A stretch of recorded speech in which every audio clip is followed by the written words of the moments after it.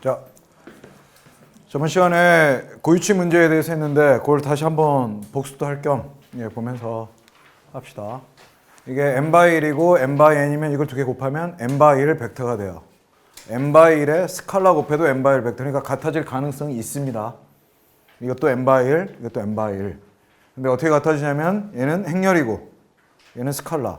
마치 행렬 A가 스칼라로 대체된 듯한 그런 이미지를 가집니다. 근데 이걸 이쪽에 그래서 이걸 만족하는 걸 풀어라 그러면 이쪽으로 넘기면 묶어주면 되는데, 묶어줄 때 주의할 게 여기는 뭐냐면 마치 단위 행렬 i가 곱해져 있듯이 해서 람다 i가 돼야지만 행렬에서 스칼라를 뺄 수 있습니다. 결국 뭐라고 생각하면 돼요? 행렬 a가 람다라는 대각 행렬로 됐다 쭉.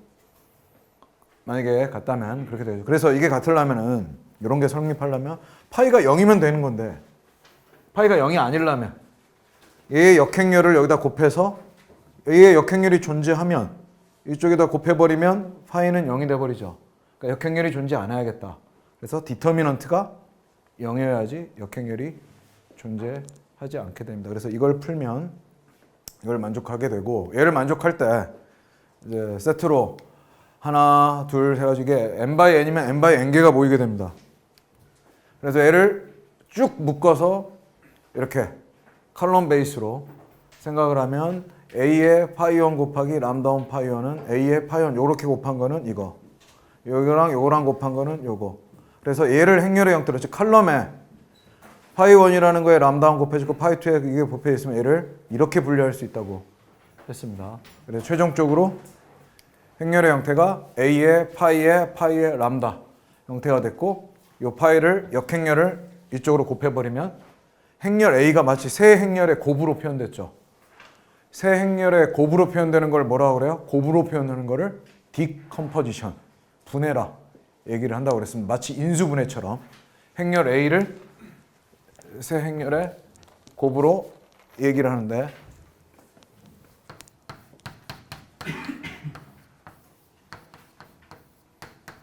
이거의 가장 좋은 특성은 A의 n이 뭐로 표현된다는 겁니까?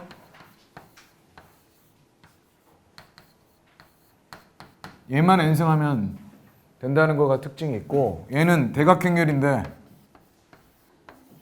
대각행렬은 각각을 다 대각행렬만 n승하면 됩니다. 자, 행렬이 대각화되어 있다는 거는 굉장히 많은 장점을 가지고 있습니다. 곱하기도 쉽고 또 많은 장점이 뭐예요? 가장 방정식 풀 때 가장 결정적인 장점은 이걸 디커플드라고 그러는데 전혀 연관성이 없기 때문에, 예를 들어 2x1은 2, 3x2는 4다. 이거 풀어라. 그러면 x1하고 x2지만 사실 그냥 이거 풀고 이거 풀면 되죠. 그래서 얘를 쓰면 2, 3, 0, 0, x1, x2, 2, 4이기 때문에 행렬을 대각화하는 거는 커플드된 방정식을 풀 때도 또 엄청나게 좋습니다. 그래서 우리가 모드 해석을 하는 거는 이렇게 대각화해서 행렬을 디커플드 시켜가지고 만들어내는 거라고 했습니다. 정말 아마 우리 공학이 만들어낸 최고의 개가 중에 하나입니다. 이거랑 오일러 공식이랑 결합을 해서, 자, 제가 저번에 또 한번 얘기를 한 게 있죠.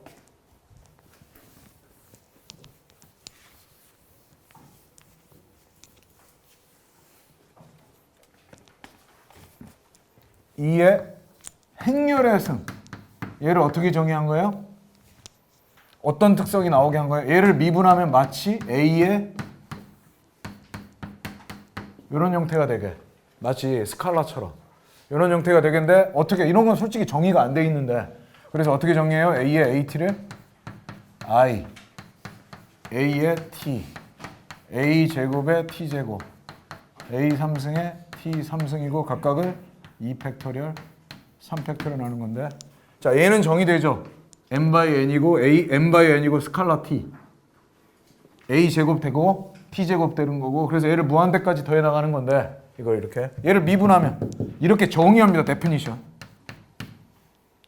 이제 이렇게까지 무한대까지 더해라 t 해서 정의를 했는데, 얘를 미분하면 어떻게 됩니까? 이 미분하면 상수니까 없어져 버리고, 그렇죠? 뭐가 나오나? 여기 a가 나오고, 얘는 뭐 나오나요? 2가 약분돼서 a 제곱 t가 나오고, 그죠? 그래서 a로 묶어내면 i의 at 이렇게 돼가지고 원래 정의했던 것이 다시 나옵니다. 그래서 2a의 2의 at라는 이런 성질을 이용해서 우리가 상태 방정식을 풀어내버렸어요. 근데 자, 여기서 나타나는 형태가 뭡니까? 다 a의 n승 형태들이 나타나죠. 그럼 제가 어떻게 된다는 걸 알고 있어? a의 n승이 파이의 람다의 파이 인버스인 걸 알고 있어요. 이걸 여기다 다 하면 자, i를 뭐로 볼 수 있어? 파이의 파이 인버스. 그 다음에 얘는 또 뭐로 볼 수 있어? 파이의 람다의 파이. 이거 다 머릿속에 그래서 하면 양쪽에 파이랑 이걸 쫙 분리시켜버리면 대각행렬들만 남습니다. 결국 그래가지고 어떻게 되냐면 얘가 2의 람다 1의 t, 2의 람다 2의 t 스칼라 오일러랑 똑같이 돼서 이 고유치를 가지고 진동하는 시스템이라는 걸 알 수 있었어요. 여기까지 쫙 직관적으로 이해할 수 있어야 됩니다. 몇 번이고 반복해서. 그래야 고유치 문제를 풀면 그게 그 고유값으로 진동하겠구나. 그런 것들이 고유 벡터 곱해져 가지고 조합된 시스템의 응답이구나 하는 거를 저런 상태 방정식으로 보면 알 수 있어야 됩니다. 그래서 이렇게 풀어서 그래서 다음 행렬의 고유값, 고유 벡터를 하는 걸 가지고 연습을 했었고, 자 이제 MK 시스템은 자 얘를 어떻게 풀어요? 먼저 M의 인버스를 여기 봐서 행렬 하나로 만들죠. 그래서 얘를 대각행렬로 만들고 싶은데 얘를 A라고 보고 M 인버스 K를 A라고 보고, 그러면 A 파이는 파이 람다라는 아까 고유치 문제를 풀었고, 그러면 K 파이는 이렇게 요거 인버스를 갖다 여기다 이렇게 곱해가지고 계산하면 이런 관계식이 나옵니다. 그래서 A 파이는 파이 K로서 이런 관계식이 나오는데, 이거를 그때도 질문했지만 왜 이 람다가 오메가 제곱인가요? 얘기를 했을 때 람다는 다 양수가 나오고 걔를 오메가에 제곱된 어떤 형태로 하는데 그걸로 진동하는 형태가 되니까 이렇게 표현을 합니다. 그래서 뭐 이거 푸는 것이 람다에서 쭉 풀면 이렇게 되겠고요. 네, 됩니다. 근데 특이한 건 파이 트랜스포즈를 곱해 저렇게 굳이 자 보세요. 인버스를 구해가지고 이렇게 고유치 문제를 풀 필요 없이 그냥 요 고유치 문제를 이렇게 푼 다음에 파이의 트랜스포즈만 곱해도 대각행렬이 된다라는 특징이 있다죠. 왜? 언제만? M하고 K가 대칭행렬일 때만 그런 특징이 있다고 그랬습니다. 그래서 저번에 설명을 왜 그렇게 되는지를 유도를 했었습니다. 꼭 혼자 제가 좀 이따가 매트랩을 돌리면서 그게 왜 그렇게 되는지를 설명했고, 그게 직교성이라고 합니다. 그러니까 우리가 이런 역행렬 구할 필요도 없이 역행렬 구하는 게 옛날에는 되게 힘들었어요. 근데 어떤 특성이 있어? 트랜스포즈만 가지고 얘를 그냥 트랜스포즈만 가지고도 대각행렬로 만들어 버릴 수 있으니까 굉장히 파워풀한 해서 툴이 됐습니다. 이거 증명을 왜 그렇게 되는지를 했었고요. 자, 이래서 이런 특징들로 나오는데 봅시다. 결국에는 최종적으로는 x라는 게 각각의 모두 형상의 응답에다 고유 벡터를 곱하여서 나온다 하는 거를 꼭 인지를 하시고, 이거는 물리적 의미를 가지게 됩니다. 그래서 파이는 자, 꼭 적으세요. 파이는 물리적 의미를 가지고 있습니다. 고유값과 고유 벡터는 물리적 의미를 가지고 있습니다. 파이는 뭐냐면 변형 형상입니다. 변형 형상. 자, 그거를 머릿속에 딱 그려야 됩니다. 이 에타온은 특정 진동수로 움직이는 스칼라량입니다. 에타온. 자, 머릿속에 넣어요. 이게 스칼라입니다. 그렇게 아는 거랑 이 수식으로 아는 거랑 완전히 틀려요. 이게 스칼라입니다. 에타온 t에 대해서 여기 t에 대한 식으로 바뀝니다. 시간에 따라 쭉 바뀌는 스칼라입니다. 시간에 따라 쭉 바뀌고 파이 1이다. 근데 파이 1은 딱 특정한 값이야. 얘는 이런 모양이다. 뭐 싶으면 여기다 이걸 곱해요. 그 얘기는 봐봐. 그걸 그려봐. 머릿속에 그려봅시다. 예를 들어서 요 모양 형상대로 예를 들어서 1Hz로 움직인다 그러면은 요 모양 그대로 1, 2, 3층 그대로 1Hz로 크기만 바뀌어가면서 계속 움직일 수 있어요. 이 모양 그대로. 여기다 스칼라를 곱했기 때문에 그게 1층에 참여하고 2층에 참여하고 3층에 참여하게 됩니다. 그러니까 1차 모드는 1층에도 있고 2층에도 있고 3층에도 있죠. 어느 층 응답이 제일 큽니까? 현재로서 이 모드 쉐입으로 보면 최상층 응답이 제일 크죠. 그러니까 여기서 뽑아낼 때 가장 쉽게 뽑아낼 수 있습니다. 그지만 여기서도 뽑아낼 수 있고 여기서도 뽑아낼 수 있습니다. 왜냐하면 그 헤르츠로 움직이는 게 여기니까. 그렇죠? 그러니까 1층, 2층, 3층을 FFT를 해서 잘 보세요. FFT 한다는 거 뭐야? 특정한 진동수 성분들로 다 나눈다는 거지. FFT를 해서 그 헤르츠에 해당되는 거 요 크기, 요 크기, 요 크기가 바로 모드 형상의 B입니다. 지금 모르겠지만 적으세요. 주파수 분석을 해서 주파수 분석을 한 거는 주파수 특성으로 나눕니다. 나눠서 그 크기에 해당되는 거에 B가 주파수 분석을 한 후 그러니까 어떻게 되냐면 주파수 분석을 해서 그 크기에 해당되는 걸 나누면 모드 형상이 나오게 됩니다. 자, 여기 볼게요. 얘는 어떤 모드 형상을 가지고 있어요? 이렇게 휘는 모드 형상을 가지고 있다. 그러면은 이 모양 그대로 이 B 그대로 에타2에 또 B를 해석합니다. 얘도 3차 모드도 그렇게 해석하고 이것들을 다 조합한 게 이게 됩니다. 대개의 경우에는 크기가 어떻게 되냐면 변이의 경우에는 1차 모드 응답이 가장 큽니다. 변이의 경우에는 1차 모드의 응답이 가장 큽니다. 좀 이따 보여줄 겁니다. 왜 그럴까요? 왜 그럴까요?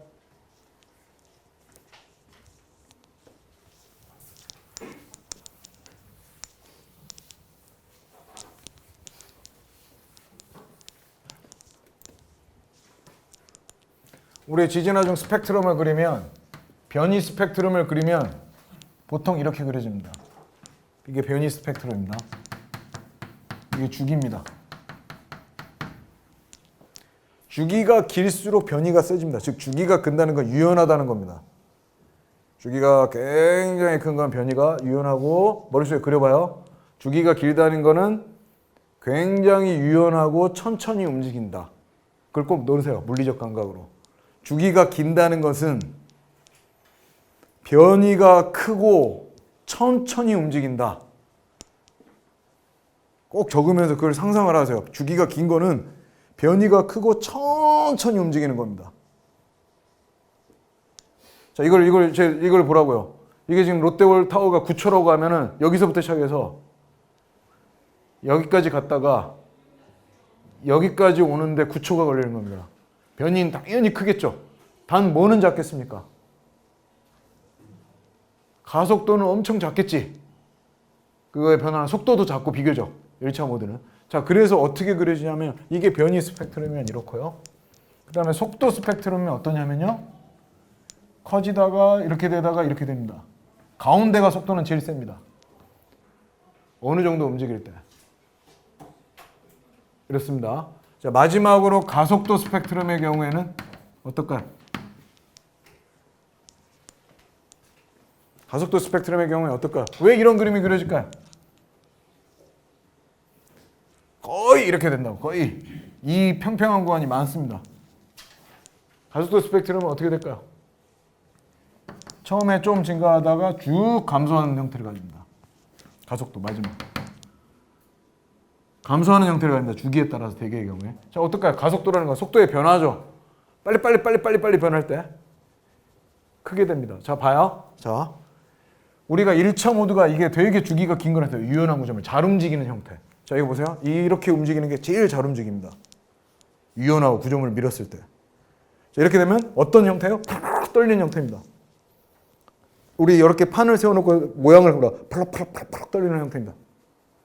이쪽으로 한쪽으로 이렇게 가는 거는 천천히 움직이는 형태고, 판이 우글우글거리다 팍 떨리는 거는 그게 고차 모드들입니다. 얘는 변이가 어떨까요? 작을 수밖에 없어요. 자, 항상 머릿속에 그리세요. 물리적으로 그리세요. 그냥 어떤가요? 이걸로 이 변형 형상으로 유연하니까 천천히 이 형상대로 움직이는 형태. 그 다음에 얘는 뭐예요? 이렇게 굴곡이 되게 심하고 이렇게 되면 변형하기가 되게 힘듭니다. 구조물을 이렇게 변형시켰다가 이쪽은 이렇게 움직였다, 이렇게 움직였다, 꺾어가지고 이 형상대로 변하는 건 에너지가 되게 단단해서 마치 판이 우글우글 그러듯이 칼 휘두를 때, 칼 휘두르면 어떨까요? 긴 연칼, 우리 무협에 나오면 윙윙 하면 확 움직이는 것도 있지만 이거 자체 푹 떨리는 것도 있겠죠. 푹 떨리는 거는 머릿속에 그려봐. 되게 변이가 작지? 변이는 작은데 뭐는 되게 커. 가속도는 되게 클 거라고 거기서 뿌르르 떨리고 있으니까. 이해되나요? 가장 극단적인 건 우리가 제일 중요한 팩터는 변이랑 가속도인데 변이는 어떻다고 주기가 길수록 늘어간다. 점점 커진다. 가속도는 어떻다고 점점 줄어든다. 자 보세요. 그래서 1차 모드는 대개는 주기가 되게 긴 거. 그러면서 주기가 점점 짧아집니다. 이렇게 움직이는 건 빨리 움직입니다. 여기 주기가 짧아지는 걸 그걸 물리적으로 꼭 넣으라고요. 그걸 머릿속에 에타3가 그렇게 되는 겁니다. 그럼 자 얘는 뭐는 클까요? 가속도는 되게 큽니다. 하지만 변이는 되게 작습니다. 저희는 어떤가요? 가속도는 작고 변이는 큽니다. 그러니까 만약에 변이만 평가하고 싶다. 그러면 그냥 1차 모드만 난 고려할라 해도 그래도 대충 맞을까요? 안 맞을까요? 맞습니다. 적으세요. 가장 기억이 안 나는 게 듣기만 하는 겁니다. 꼭 들으면서 적으세요. 아무거나 말이라도. 그리고 제가 말하는 거를 나중에 동영상에서 어떻게 된다고요? 변이만 평가하고 싶다면 저차 몇 개만 가지고도 충분합니다. 하지만 가속도를 평가하고 싶다면 어떻게 해야 된다고요? 반드시 고차 모드를 고려를 해야 됩니다. 고차 모드를 고려를 해야 됩니다.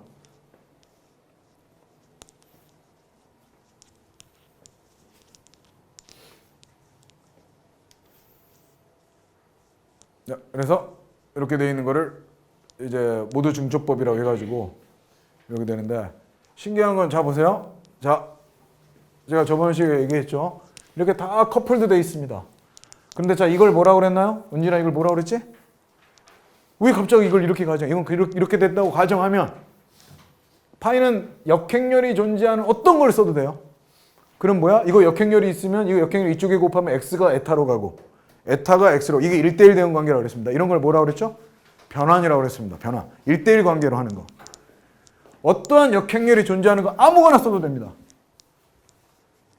근데 우리는 뭘 쓰자고요? 우리는 뭘 쓰자고요? m하고 k 관계에서 구한 아이겐밸류에서 구한 그 파이를 쓰자고 여기를. 아무거나 써도 되는데 그 파이를 한번 써보자 한 겁니다. 그렇게 m하고 k에서 그 파이를 써서 했더니만 파이 트리고 이게 뭐가 돼버렸어? 그 파이를 쓰면 m하고 k에서 고유치 문제를 풀고 하면은 대각행렬이 돼서 전혀 디커플드 된 방정식 n개를 풀어가지고 그걸 조합하면 된다 하는 형태가 되겠다. 그러면은 뭘 구할 수 있어요? 이게 대각이고 이거 대각이면 에타를 계산할 수 있습니다. 그렇죠? 머릿속에 그려보라. 그럼 우리 단자유도의 m 시스템 이것도 이렇게 돼 있고 이거 이렇게 돼 있다고. 그러면 이 방정식이 최종적으로 이렇게 된 형태니까 어떻게 보면 여기 하중이 있고요. 첫 번째 칼럼 그냥 이거 m1, k1 풀면 되고 그 다음 두 번째 칼럼 풀면 뭐가 나와요? 결국에 에타가 나오고 에타 나오면 거기다 뭘 곱해? 파이를 곱하면 됩니다. 에타의 진동수는 요거 m 나눠버리면 n분의 k 요거도 그냥 다 n분의 k 그게 진동수에 해당되는 거 되겠죠. 그게 고유값이고요. 그렇게 됩니다. 그래서 꼭 기억을 하세요. 파이는 자 두 가지 의미가 있습니다. 두 가지 파이의 두 가지 의미. 그렇게 적으세요. 파이의 두 가지 의미. 두 가지가 있습니다. 뭐야? 변형 형상. 아까 얘기했죠? 구조물에 변형하는 것의 조합. 그게 하나가 있고요. 변형 형상 있습니다. 변형 형상. 어떠한 형태로 변형을 자주 하겠다. 그렇게 변형 형상이 있고요. 두 번째가 뭐냐면요. 하중에 영향을 줍니다.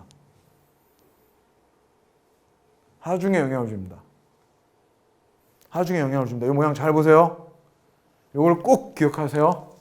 파이 t입니다. 여기다가 여기가 하중에 f가 있으면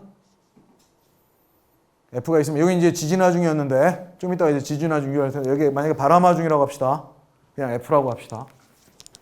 그래서 왜 풍동 실험에서 베이스 오버터닝 모멘트를 바로 하중으로 쓰는 줄 아세요? 이런 말은 나 처음 들어봤다 평생.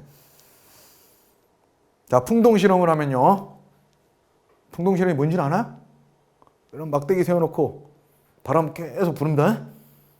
그럼 하중을 어디를 잴 수 있어? 1. 여기를 다 잰다. 여기를 다 잴까?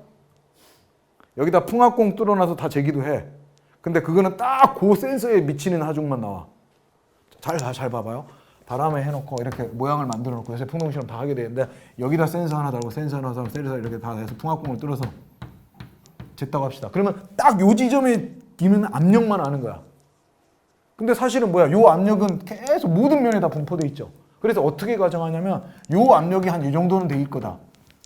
요 압력이 요 정도는 될 거다. 요 정도는 될 거다. 요 정도는 될 거다. 될 거다. 될 거다 해서 이 풍압을 다 면적을 적분하면 얼마나 된다. 이걸 풍압 적분법이라고 합니다.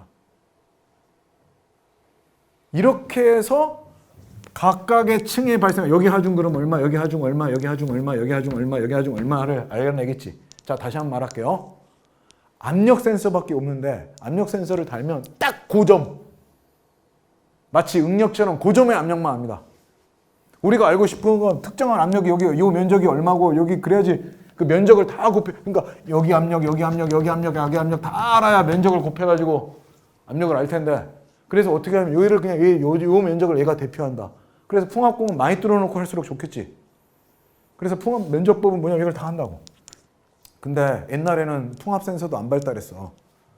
뭐만 발달했냐 이거 만들어 놓고 밑에 로드셀을 달아놓고 윤수야 밑에 로드셀 달아놨지?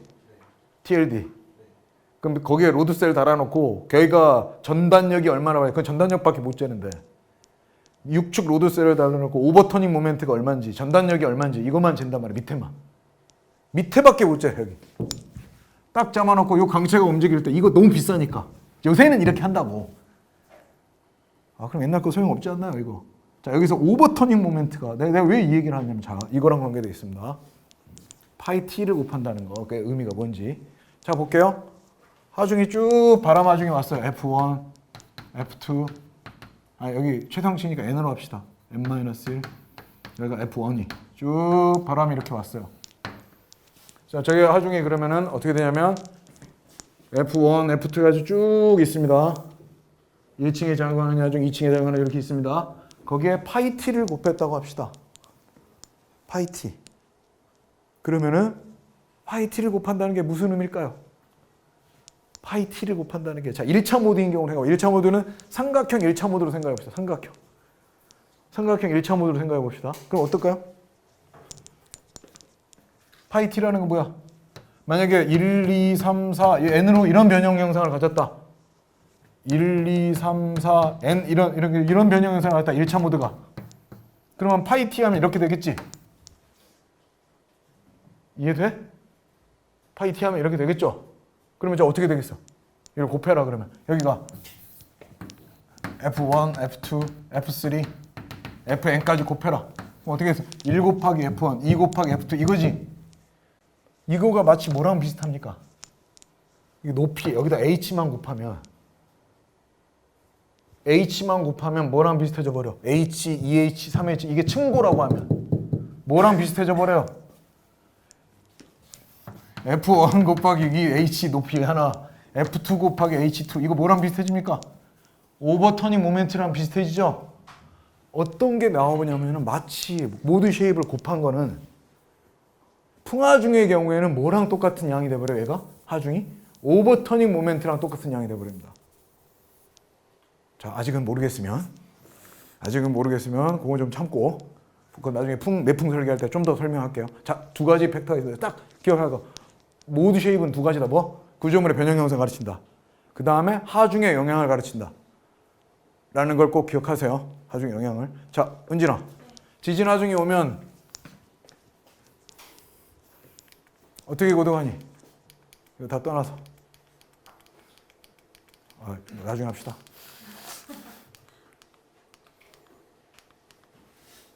자, 결국에 얘가 하중에 영향을 준다. 그걸 기억하세요. 하중에 영향을 준다라는 것만 기억을 하시고 오늘은 그렇게만 기억을 그러니까 결국에 모드 쉐입에다가 하중을 곱한 게 진짜 극 모드의 영향인 거예요. 알겠어? 모드 쉐입의 그 하중의 영향인 거예요. 자 그러면 바닥판 볼게요. 한번 상상을 해봅시다. 바닥판 모드 쉐입이 결국엔 뭐냐면 봐봐. 얘는 파이 t라는 거는 각 자유도의 변형 형상들이야. 이게 뭐냐면 1층의 변형 형상, 2층에 이만큼 변하다 1차 모드가 3층은 이만큼 변하다 4층은 n만큼 변하지. 그다음에 1층에 적용하는 2층에 자, 뭐 어떻게 돼? 이거 이렇게 해서 싹 럼썸하면 어떻게 돼? 각각의 작용하는 하중 곱하기 모두 쉐입만큼 곱한 것들만큼 영향을 주죠. 자, 꼭 기억하세요. 각 자위도에 작용하는 하중은 모두 쉐입이랑 곱해져 가지고 영향을 줍니다. 그 모두에. 다시 한번 설명할게요. 각각의 F1, F2, F3, Fn 각 자위도에 작용하는 하중은 모두에 어떤 영향을 준다? 모두 쉐입만큼 영향을 줘요. 모두 쉐입이 클수록 큰 영향을 줍니다. 그 위치에. 요 얘기가 딱 그 얘기라고요. 여기가 F가 있으면. 모두 쉐입만큼 영향을 주니까.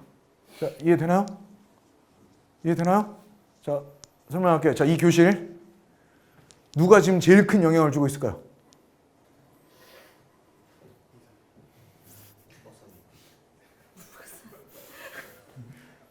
두 가지죠. F가 크거나 모두 쉐입이 큰 위치에 있거나 둘 다 크면 제일 좋겠지만 모두 쉐입이 어떠냐면 바닥판에 모두 쉐입이 가운데가 제일 처지는 모두 쉐입이 1차 모드입니다. 그렇죠?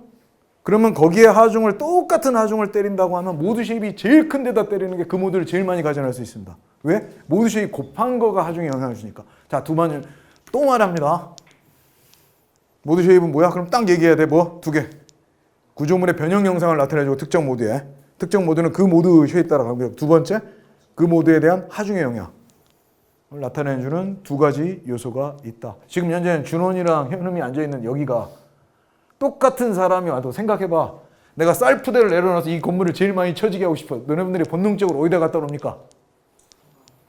텐트 제일 많이 쳐지게 하고 싶어. 어디를 누릅니까? 가운데를 눌러야 제일 쳐지지. 그 머릿속에 뭐야? 모드 쉐입이 제일 큰 데다 하중 가는 거라고. 알겠어?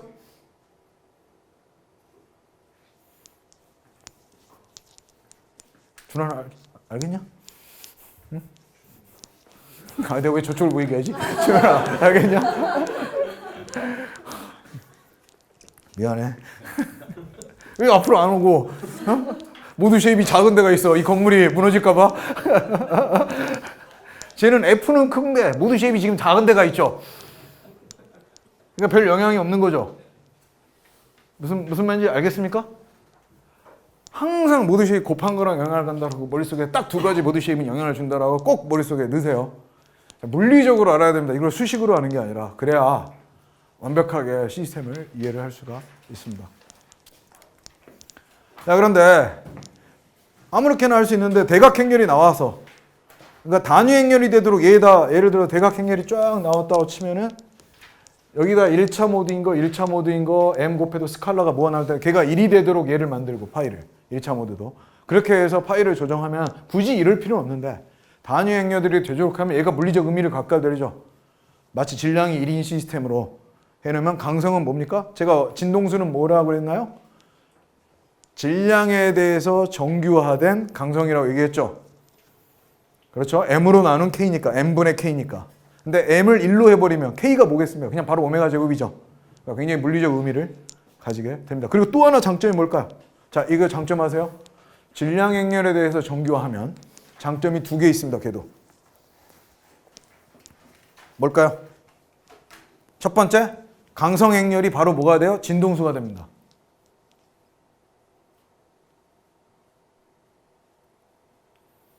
잘은 지금 이해 못하겠으면 외우고 또 반복해서 모드 쉐입을 정규하는 방법 중에 몇 개가 있는데 가장 일반적인 방법 중에 하나입니다.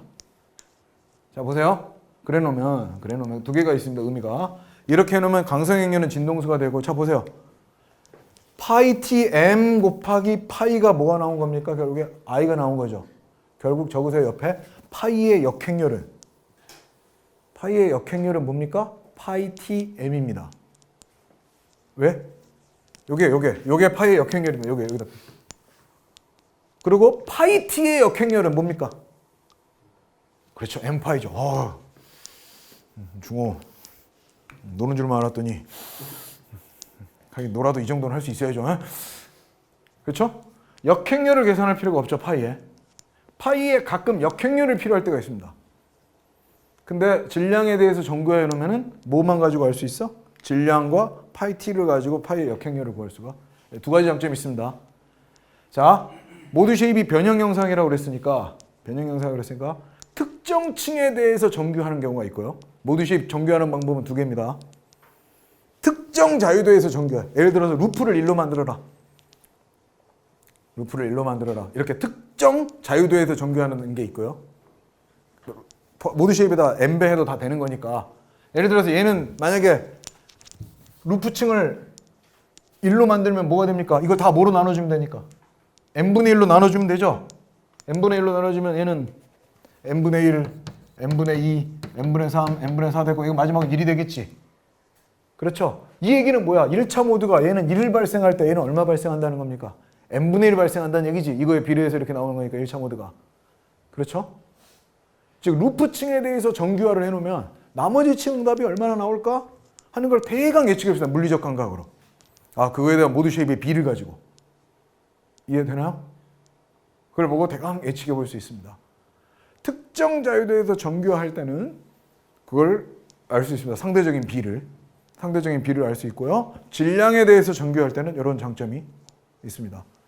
모드 쉐입은 거기다 아무거나 곱해도 되는 거니까. 자, 그다음 볼게요. 여기 보면 뭐 일반적으로 나오는데 뭐 이렇게 말을 했는데 이 1번은 잘 안 씁니다.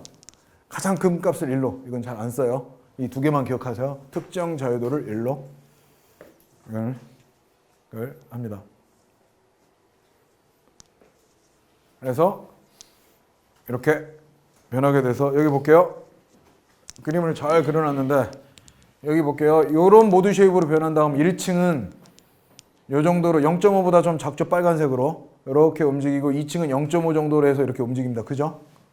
근데 특정한 진동수로 이렇게 똑같은 모양대로 이렇게 움직이고 있습니다. 즉 뭐냐면 1층은 1, 0, 예를 들어서 0.3이면 이건 0.5라는 그런 모드 쉐입을 가지고 그대로 특정 진동수로 움직이고 있고요.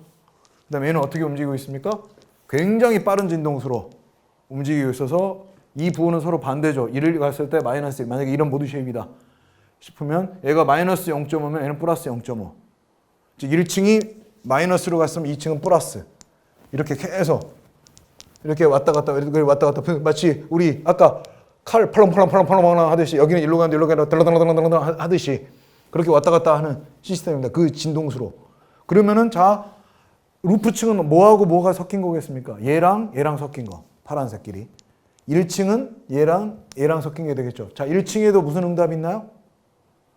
1차 모드 응답이 있고 2차 모드 응답이 있고 2층에도 무슨 응답이 있나요? 1차 모드 응답이 있죠. 각 자유도에 다 있죠. 그렇죠? 그래서 자 퀴즈 내볼게요. 특정 층의 응답만 알면 모든 구조물의 진동수를 알 수 있다. 맞을까요? 그 얘기는 이 바닥반에 아무 위치나 잡으면 모든 모드를 알 수 있다. 왜? 거기에는 모든 모드 응답이 섞여 있을 거니까. 맞나요? 틀리나요? 왜 틀려요?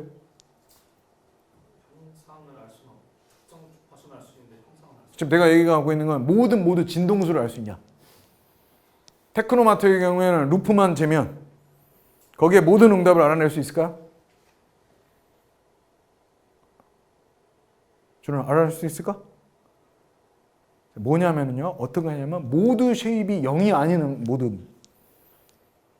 즉 어떤 모드에다 모드 쉐입 곱한 거가 나오죠. 모드 쉐입. 어떤 특정 진동수로 움직이는 개인 스칼라는 무조건 있어. 특정 진동수로 움직여. 거기에 뭘 곱한다고? 모드 쉐입 곱한 것만큼 비례. 얘는 뭐야? 1대2로 비례해서 나오고 얘는 1-1로 비례해서 나오지. 근데 만약에 모드 쉐입이 이렇게 생겨가지고 이상스럽게 생겨서 그때 용훈이가 한번 했는데 10층 건물, 20층 건물 그런 모드 쉐입이 이렇게 생겨서 모드 쉐입이 거의 0에 가까운 데 있지. 거기는 그 모드가 나올까요? 안 나올까요? 절대로 안 나온다고요. 예를 들어 모드 쉐입이 이런 모드 쉐입이라고 합시다. 바닥판이 있으면 이렇게 흔들리는 게 1차 모드겠죠. 이게 제일 유연하지 바닥판이. 여기 꽉 고정. 여기다 이렇게 해놓으면. 그러니까 이 맨날 가운데를 재는 거죠. 근데 이런 모드가 있고 2차는 어떻게 휠 게 제일 유연할까? 그나마 어떻게 휠 가능성이 클 것 같아? 이렇게 휠 가능성이 있겠죠.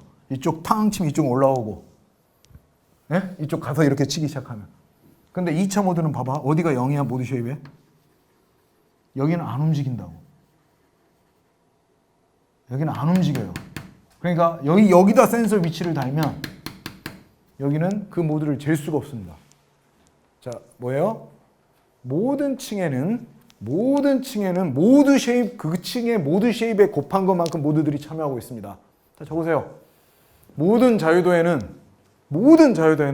모드 쉐입 곱한 것만큼 모드가 참여하고 있습니다. 따라서 모드 쉐입이 0에 가까운 모드는 특정 자유도에서 계측되지 않습니다.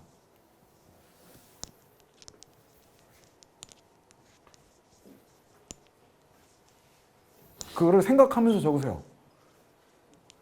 생각하면서 꼭 적으세요.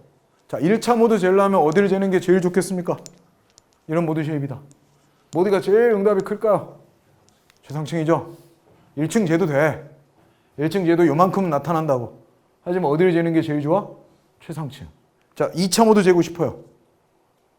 이렇게 변했어. 1대 마이너스 1로 변했어. 1층에 재도 되고 2층에 재도 되지. 자, 그럼 두 개 모두 다 재고 싶어. 하나만 달아야 돼. 어디 재는 게 나을까? 자, 다 얘기했어. 1차 모드는 최상층. 2차 모드는 1층이나 최상층이랑 똑같아. 그럼 어디를 재는 게 나을까요?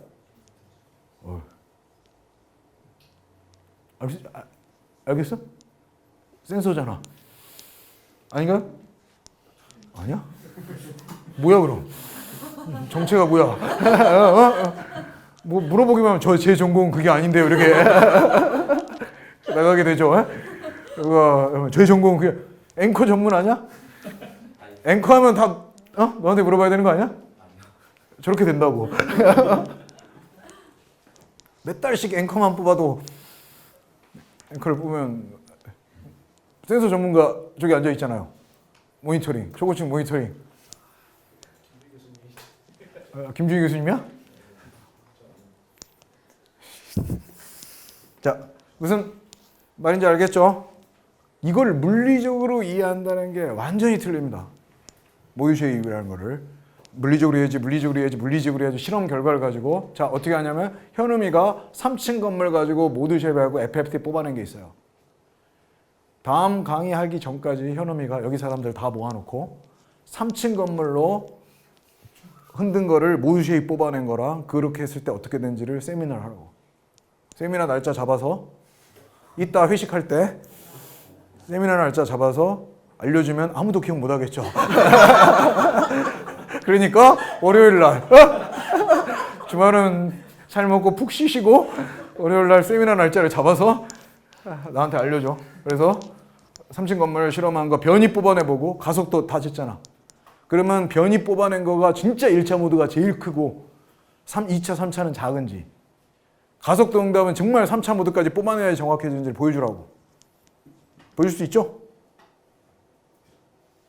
또 전문가가 아니라고 얘기하겠네. 제 전공은 그게 아닙니다. 제 전공은 콘크리트입니다.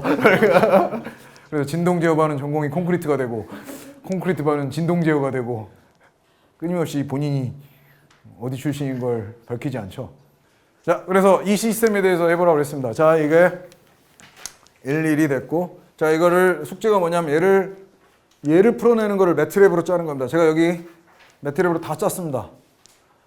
잘 모르겠으면은 주겠지만 본인이 이 시스템을 해결하는 거를 매트랩으로, 모드 해석을 하는 거를 매트랩으로 짜세요. 자, 어떤 행렬입니까? 1층에 2라는 매스, 여기다 매스 2 쓰세요. 2. 자, 지붕층은 1입니다. 왜 지붕층은 매스가 작을까요? 석재야, 왜 지붕층은 매스가 작을까? 오, 그렇죠. 활화중은 한 25%고 그 대신 바닥 마감재도 상부가 제일 적죠. 그러니까 매스도 적은데 삼풍백화점은 안 그랬죠. 여기에 엄청나게 큰 매스를 올려놓고 움직여버렸죠. 근데 그거 설계를 안 해놨죠. 그래서 얘가 뚫렸죠. 슬래브가.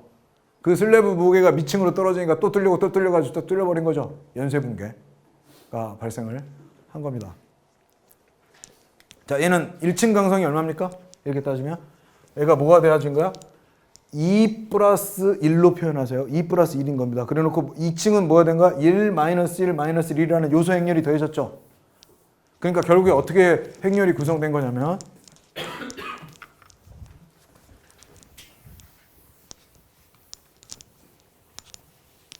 자, 우리가 프레임을 구성할 때 제가 뭐라고 그랬어요? 스태틱 컨덴세이션 하면 어떤 프레임에 옆으로 하는 강성 구할 수 있죠. 딱 하나로.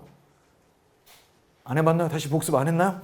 이런 프레임일 때 유효 강성 하나 K1 이렇게 그러고 또 2층도 이런 프레임이 있으면 K2라고 하면 자 1층의 횡방향 변형에 대해서 여기가 U0, U1이라고 할 때 횡방향 변형 그러면 어떻게 스티브니스 웨스트릭스가 구성한 K1, 마이너스 K1, 마이너스 K1, K1 이렇게 구성이 되고 이게 U0, U1이 되겠고 그 다음에 2층은 또 어떻게 구성되나요? 여기가 U1이고 여기랑 여기 같고 여기가 U2 여기 이제 붙었겠죠 2층은 그러면 어떻게 되나요? K2, 마이너스 K2, 마이너스 K2, K2 이렇게 되겠지?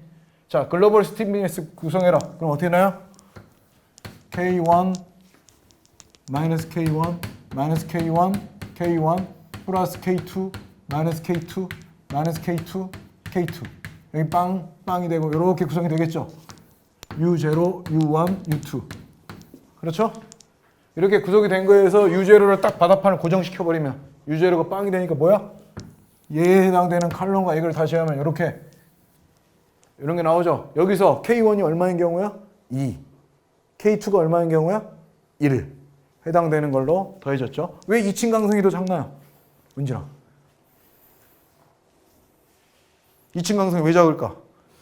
당연히 기둥 크기가 1층 기둥보다 2층 기둥이 축하중을 반밖에 안 받고 있죠. 더군다나 이 지붕하중을 더 적게 받고 얘는 여기 위에서 나눈 하중 플러스 여기 되니까 당연히 1층으로 갈수록 기둥 강성이 커집니다. 그러니까 이런 매트리스가 우연히 만들어진 게 아니라 다 물리적인 걸로 만들어졌다. 그 얘기를 하고 싶은 거죠. 그러면서도 아이겐베르가 기가 막히게 풀리는 아주 좋은 문제가 되겠습니다. 그죠? 손으로 풀 수 있습니다. 손으로 풀어서 꼭 아까 말한 대로 뭘로 해봐요? M-1, M 인버스 K 가지고 해보고 그렇죠? 그래서 고유값 구해보고 파이 T, M 파이 계산해봐서 과연 다이아고널이 되는지를 다 체크해요. 제가 저번 시간에 풀어줬습니다. 여기도 직접 그러니까 꼭 해보시고 그래서 자 그래서 매트랩 명령으로 하면은 I그만 치면 됩니다. K랑 M을 가지고 끝납니다. 그러면 파이가 나오고요. 고유 벡터 나오고 람다가 고유 값 나옵니다. 그때 우리 저번에 풀었던 람다가 0.52 나온다. 탁 치면 가서 해봐. 여기 나오면 치고요. 그 다음에 파이 t m 파이 한 개 mn 뭐로 나왔나요? 질량에 대해서 정규화 시켰죠. 질량에 대해서 정규화 시켰죠. 매트랩이 k랑 m으로 하면 이 뒤에 거를 단위 행렬로 만드는 파이 값을 만들어줍니다. m을 단위 행렬로 만드는 질량 정규화된 I 값을 만들어 줍니다. 그 다음에 그랬더니 KN이 뭐 나오나요? 이건 뭐예요? 파이 T K 파이입니다. 그러니까 뭐냐면 KN은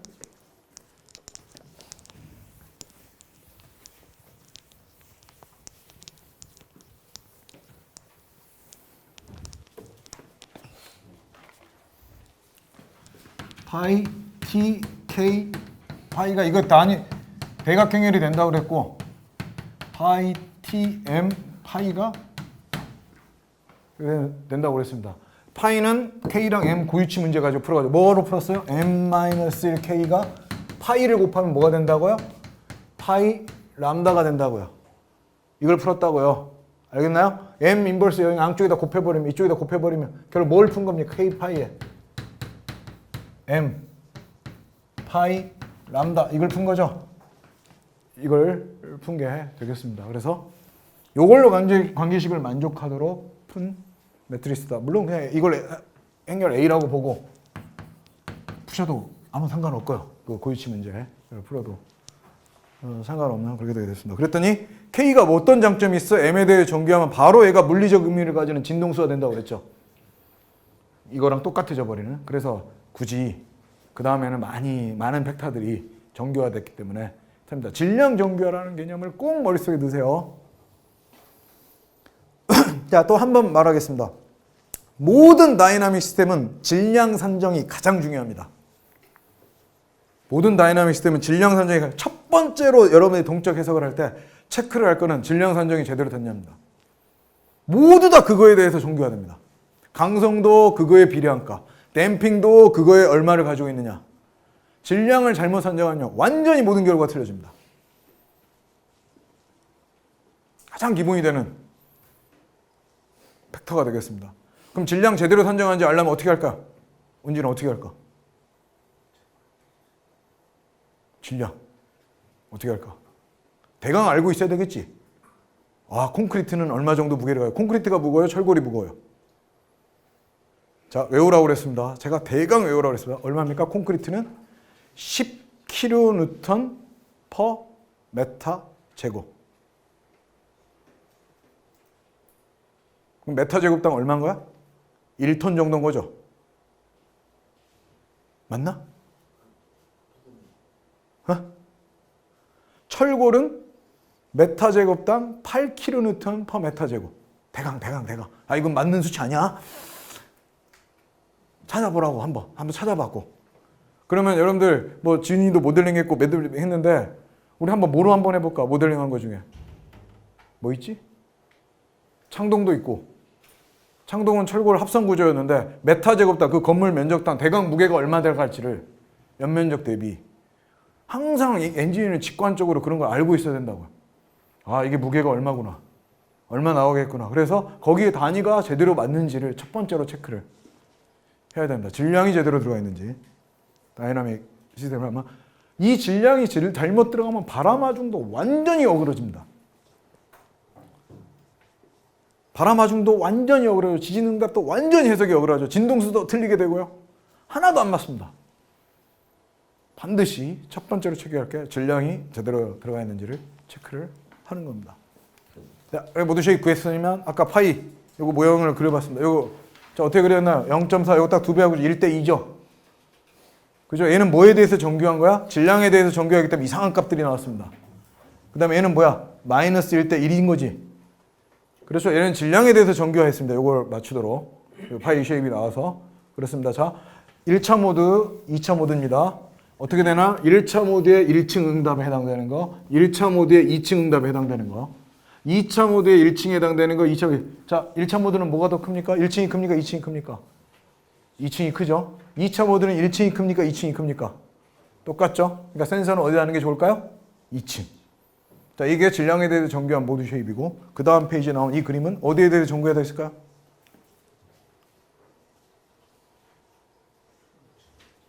여기가 1층, 2층이고 여기가 모드 쉐입입니다. 최상층을 다 1로 만들었죠? 최상층을 다 1로 만들었죠? 1로 만들었더니 얘는 마이너스 1, 1로 갔고 이건 최상층에 대해서 정규화된 모드 쉐입이 되겠습니다. 이 그림은. 이건 노트에 없죠 지금? 안타깝죠? 여러분들이 이 그림을 그리라고요. 내가 이걸 다시 나눠줄 테니까 형님 여기 그대로 있으니까 아 여기 나와 있는 거를 요 그림을 그릴 수 있도록 매트랩을 짜라고요. 꼭 짤 수 있어야 됩니다. 주말에 놀지 마시고 월요일날 그럼 보여줄 거야? 진짜로? 네. 오 좋았어. 나도 주말에 나올 건데. 좋아. 외롭지 않겠구나. 자, 그래서 인버스 파이라는 것도 이렇게 해가지고 이렇게 그림이 나왔는데요. 자, 한번 모양을 한번 봅시다. 자, 제가 왜 이런 얘기를 했냐면은 자 보세요. 이거 하고 잠깐 쉬었다 합시다.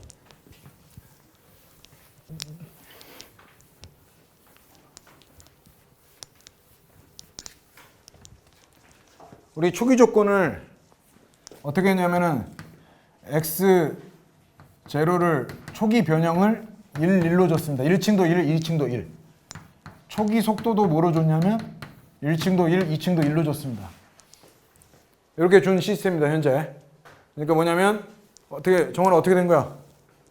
이렇게 건물을 똑같이 당겼다가 이쪽으로도 속도 탕 주게 이렇게 놨을 때 건물이 어떻게 거동할 거냐입니다. 1, 1로. 마치 건물을 이렇게 일로 밀었다가 사실 어디만 민 거야? 1층만 민 거야. 1층만 줘서 힘을 밀면 어떻게 되는 거야? 1층은 변형 딱 하게 그 위는 그대로 가겠지. 떠오르나요? 내가 꼭 그림 그려줘야 돼요? 1층 갖고 1 갖다는 거는 1층만 민 거야. 그러니까 내가 현우마 우리 3층 건물 가지고 해봐. 1층 이렇게 밀면 위층은 다 똑같은 변형 가고 그대로 이렇게 밀려 있겠지. 1만 가고 그래놓고 어떻게 한 거야? 여기서 임팩트 해머로 탕 속도를 준 거라고요.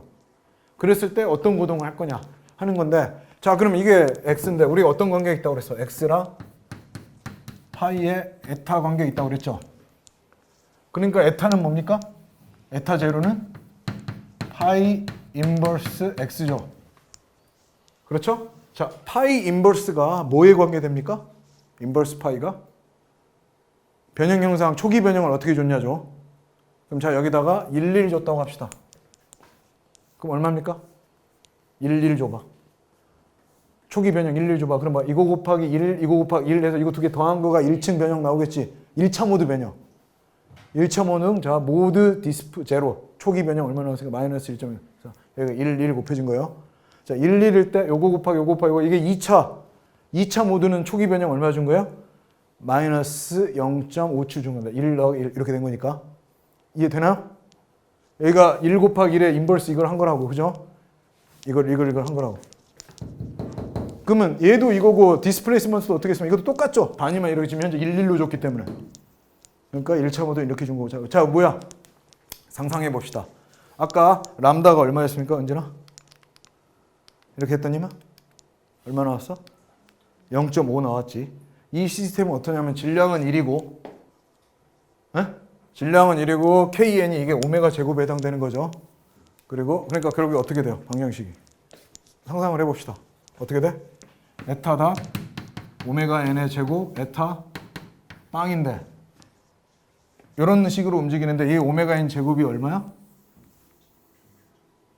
얼마야? 이게 오메가 n 제곱이 0.5인 시스템이라고. 그럼 오메가 n은 얼마겠어요? 루트 0.5가 되겠죠. 루트 0.5가 되겠죠. 오메가 n은. 자 이럴 때는 어떻게 움직인다고 외우라고 그랬죠. 어떻게 움직여? 에타 제로 초기 변형의 코사인 오메가 nt 에타 닷 제로의 오메가 n의 사인 오메가 nnt 이렇게 외우라고 그랬지. 그럼 이거 오메가 n 나오고 다 나왔지. 이게 얼마인 거예요? 마이너스 1.6.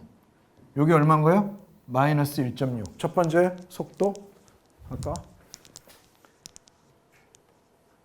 첫 번째 변이 첫 번째 속도 두 번째 모드 변이 두 번째 모드 속도 다 나왔으니까 싹 다 풀 수 있습니다. 그렇게 풀었더니만 이렇게 나왔어요. 자 봐. 첫 번째 모드를 변이를 마이너스 1.6을 주고 이게 초기 변이야. 속도를 줬어. 요 기울기가 마이너스 1.6. 자 여기 마이너스 1.6이지. 이런 그림이 그려져야 된다. 자, 진동수는 굉장히 느리게 움직여 있죠. 2차 모드는 어떻게 움직였어? 초기 변이 얼마? 마이너스 0.5에 초기 속도 마이너스 0.5 이렇게 나왔지. 그러니까 마이너스 0.5에 초기 속도 이렇게 되니까 그걸로 이렇게 왔다 갔다 하죠. 그렇죠? 이게 1차 모드 응답. 이게 2차 모드 응답입니다. 여기에 뭘 곱해야 구조물 변이로 간다고요? 모드 쉐입. 꼭 기억하라고. 항상 모드로 왔다 갔다 하는 거는 모드 쉐입으로 왔다 갔다 합니다. 모드를 구조물 좌표로 바꾼 건 모드 쉐입. 자, 모드 쉐입은 영향 두 개 있다고요. 뭐? 구조물의 변형 형성하고 어디에? 하중에 영향을 준다. 이걸 꼭 머릿속에 확 집중해서 넣으세요. 주말에 풀 때 꼭 집중해서. 그래 했더니만 그걸 조합을 해서 파이를 곱해서 해봤더니만 자 이게 변이, 속도, 가속도입니다. 자 아까 내가 얘기했죠. 변이 보세요. 빨간 게 정확한 값입니다. 지금 모드가 두 개밖에 없기 때문에 모드 두 개 더하면 정확함 나오겠죠. 근데 1차 모드만 가지고 한 거 파란색 거의 정확하죠. 변이는. 자 가속도 어떤가요? 파란색 1차 모드만 가지고 한 거고 빨간색 다트가 정점 이게 정의랑 굉장히 차이 많이 나죠. 자 어떻다고요? 변이는 뭐만 가지고 예측할 수 있어? 거의 1차, 저차 몇 개만. 가속도는 어떻게 된다? 고차 모드를 어느 정도 고려해야 됩니다. 자 풍제어는 뭘 제어하는 겁니까? 변입니까? 가속도입니까? 가속도요? 그죠? 그러니까 고차 모드 제어해야 될까 안 해야 될까요? 그렇죠. 그럼 우리 초고층 과제 이름이 뭔가요? 그것도 모르고 초고층 과제에 참여하고 계시나요? 다중 모드 제어 아니야. 1차 모드만 제어 안 하고 다중 모드를 다중 모드가 고차 모드까지 제어하겠다는 거죠. 그렇죠? 아니었나? 다중 모드. 어이. 좋아, 좀 이따 딴 거 물어볼게. 긴장하고 있어. 자, 그래서 결합을 합니다. 자, 잠깐 쉬었다가 내진 설계에 대해서 경주 지진도 포함시켜서 강의자를 만들어서 내가 보여주겠습니다. 자, 이게 지진 설계 필요성에 대해서 요 슬라이드 많이 작성했고요. 정랑 교수님이랑 발표를 할 때도 많이 했고 그렇습니다. 지진 피해량이 당산, 일본, 대만, 터키 남부에 규모가 이렇게 발생을 했는데 이 보시면 당산 지역에 발생한 지진의 이 사망자 수가 미적용됐고 적용된 거는 인구 밀집 지역이었는데도 사망자 수가 확 적고 사실 당산은 이거 통계가 안 잡힌다고 그래요. 여명으로 돼 있죠. 이것도 그래서 실종자도 워낙 많고 그렇기 때문에 그런데 이게 특히 고베가 완벽하게 좋은 지진이었던 게 좋은 지진은 아니지만 일본이 기준이 71년도에 기준이 만들어졌답니다. 그게 구기준. 만들어져도 구기준을 쭉 하겠죠. 적용을. 그러다가 81년도에 신기준이 만들어졌어. 그러니까 적용 안 된 거, 구내진 설계된 거, 한 10년간은 그렇죠. 그 다음에 신내진 설계된 게 있는데 이 고베 지진이 완벽하게 실험을 해버렸습니다. 했더니만 적용 안 된 거는 전파. 구내진 설계 기준은 반파. 신내진 설계 기준은 경미한 파괴. 우리가 내진 설계 잘하면 지진이 강하게 와도 충분히 안전하게 설계할 수 있구나. 근데 사실은 내진 설계 된 건물도 건축사들이 다 밑면 전단력이 다 똑같아요. 층수도 다르고 다 다른데. 지진 왔을 때 밑면 전단력 다 다르죠? 그잖아. 무게 무겁고 많이 흔들리면 그거의 반발로 밑면에 전단이 많이 생기겠죠. 그러니까 무겁고 많이 흔들리는 건물이 밑면 전단이 커야 되는데 그럼 어떤 건물이 많이 크겠어? 5층 이런 데는 되게 클 텐데 2층이든 3층이든 다 전단력이 다 그 건축사가 설계하면 전단력이 다 똑같게 내진 설계 된 것처럼 그런 건물도 되게 위험하죠. 그게 필로티 건물들도 그런 게 많고 그래서 그런 걸 보강을 해야 돼요. 당산 지진이 이렇게 나는데 중요한 게 이게 판 내부에서 발생했다. 우리 되게 환태평양 조사대로 얘기해가지고 거기만 된다고 하는데 이게 판 내부에서 발생해서 우리나라 이번에 경주 지진이 여기에 판이 이렇게 미는 게 아닌가. 일본 판이 미는 게 아니라 여기 판이 미는 게 아닌가. 그래서 그게 밀리면 어딘가 가서 어긋나지 판하고 판이. 그러다가 쌓이다가 탁 어긋나는 게 이게 지진이라고들 얘기하잖아요. 그죠? 순간적으로 띠깍 어긋나는 거. 그래서 그 에너지가 오래 쌓이면 쌓일수록 위험하다. 그러니까 지진이 안 난 데일수록 위험하다. 하는 이론이니까 우리나라는 지진에 대해서 가장 위험하다. 말도 안 되는 얘기죠. 그죠? 그러니까 근데 학자들은 그렇게도 얘기했다고. 에너지가 많이 쌓이면 위험하다라는 걸. 그래서 여기 사망을 했습니다. 로스리 지진도 94년도에 규모 6.6으로 났는데 우리 경주 지진 이번에 규모 얼마예요? 5.8로 다 알고 있죠. 규모는. 5.8 규모 1 차이 날 때마다 에너지 몇 배 차이 나요? 그렇죠. 그것도 다 이제 일반인들 알게 됐습니다. 옛날엔 강의 가면 그거 다 설명해야 됐어. 30배. 진폭으로는 몇 배 차이 나요? 규모 1 차이 나면. 10배 정도 차이 납니다. 10배 정도 지진파가 크면은 그게 에너지가 이렇게 가속도가 10배 정도 에너지가 한 30배 정도 차이 나는 로그 스케일로 그랬는데 여기 났는데 우리 5.8보다 그러면 얼마인 거야? 10배 조금 안 되는 지진인 거지 진폭으로 따지면. 근데 미국이라는 나라가 이렇게 돼버렸어. 충격 먹었습니다. 그런데 왜 그렇게 강구조 하시는 분들이 충격 먹었어? 이경구 교수님 같은 분들. 충격 먹었어요? 왜 충격 먹었어? 철골 강함 칼럼 약함 보 개념이 내진 설계의 가장 기본입니다. 보에서 다 파견하라. 우리 철근 콘크리트는 어디서 파견하나요? 인장측 철근에서 파견하게 만들죠. 유도를 하죠. 그게 연성 파괴되니까.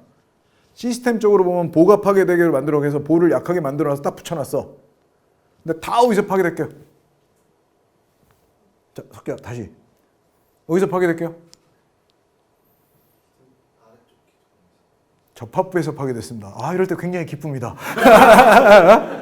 아까 맞춘 게 우연이라는 걸. 저는 인격이 아주 못됐어요. 아무리 책을 읽어도 소용없어. 남이 안 되는 게 좋아. 특히 제자. 접합부에서 파괴됐습니다. 철거는 접합부 파괴되면 안 되죠.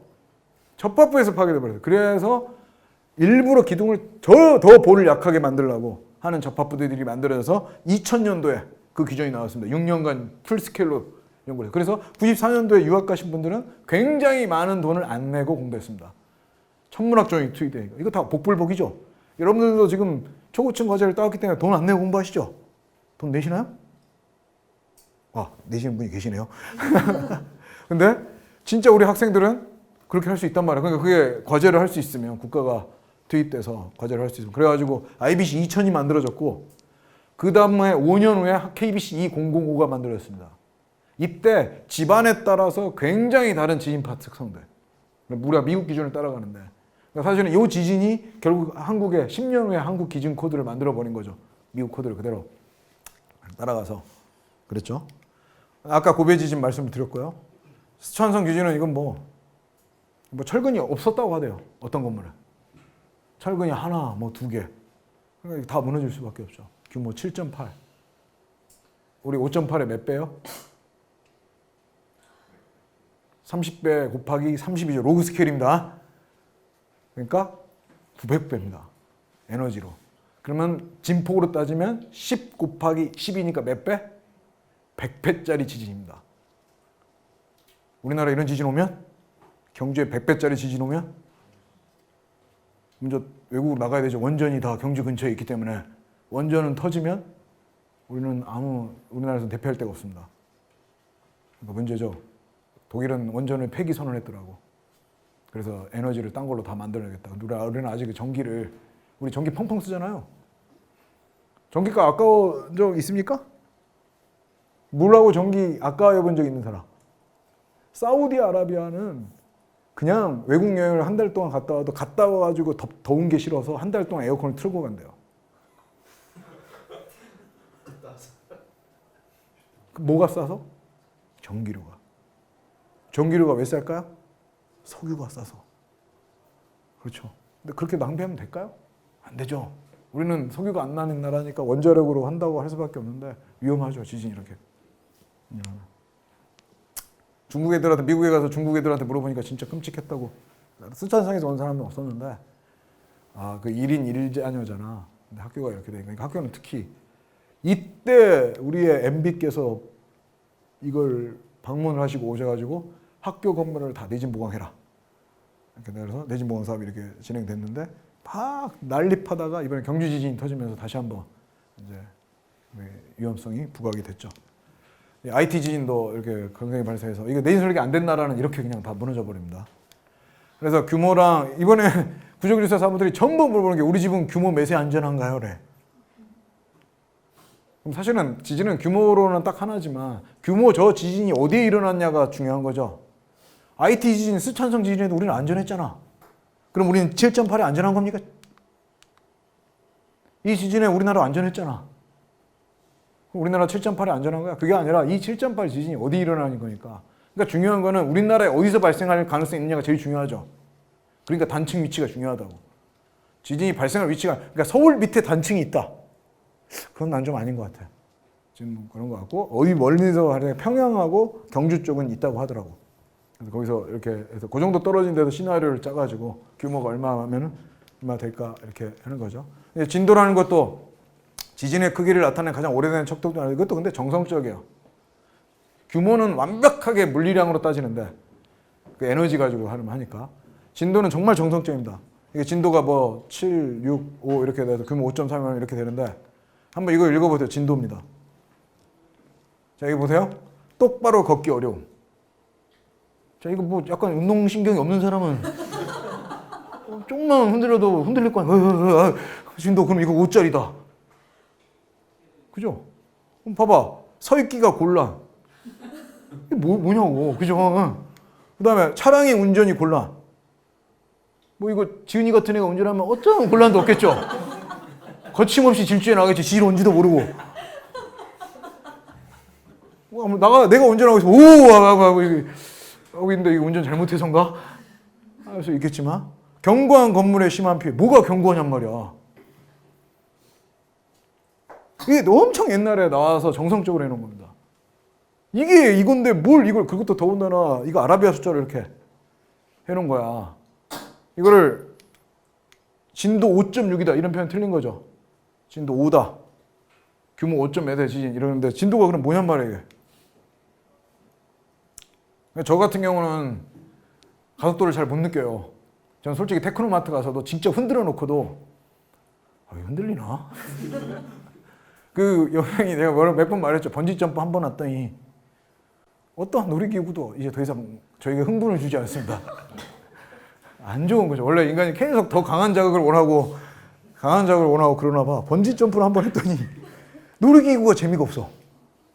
번지점프는 근데 진짜 극도의 고통입니다. 일지는. 일지를 더군다나 계속 느끼잖아. 70m 높이였나? 번지점프를 했는데 그러면서 계속 느끼다가 더 괴로운 건 다시 올라갈 때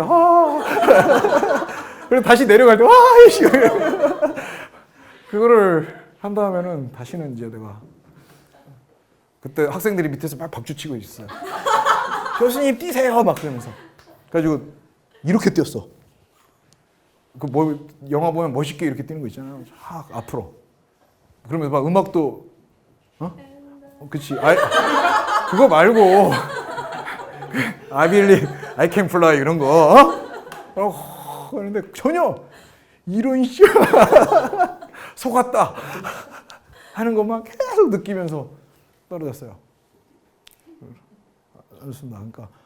그러니까 사람마다 다르다고요. 이번 경주 지진을 일본 사람이 경주에 살았다 그러면은 아무런 이슈도 안 됐을 거래요. 뭐 이런 정도 지진 가지고 그래. 그리고 그냥 잤을 거래요. 흔들렸구만 하고 그냥 일어나지도 안 돼요. 보도도 안 됐을 거래요. 근데 우리나라는 어떻게 됐습니까? 완전히 왜? 정성적으로. 심하게 느끼니까. 난리가 난 겁니다, 진짜. 정성적인 거잖아, 정성적인 거. 이게 느낌인 거니까. 그러나 테크노마트도 어때? 우리 일본은 맨날 흔들리니까 만약에 테크노마트 정도 흔들려. 그때 일본 자문가가 그랬어. 우리 일본에서 만약에 테크노마트 진동사가 났으면 이슈화가 안 됐을 거다. 왜? 자주 흔들리고 이건 그 정도 흔들리는 거니까. 모래에 의해서는. 건물은 흔들릴 수 있는 거고 이 정도 흔들리면 안전하니까. 전혀 안 무너지니까. 그걸 체험한 거야. 근데 우리는 체험을 못했죠. 얼마나 다행입니까? 그러니까 테크노마트에서 지진장치도 할 수 있었고 그런 일이 있죠. 그러니까 우리도 지금 혹 지진 났으니까 베스트 워닝 어스케이라고 그러잖아. 사람 아무도 안 다치고 경각심만 촥 엔지니어가 할 수 있는 제대로 해야죠. 제대로 해서 해야 됩니다.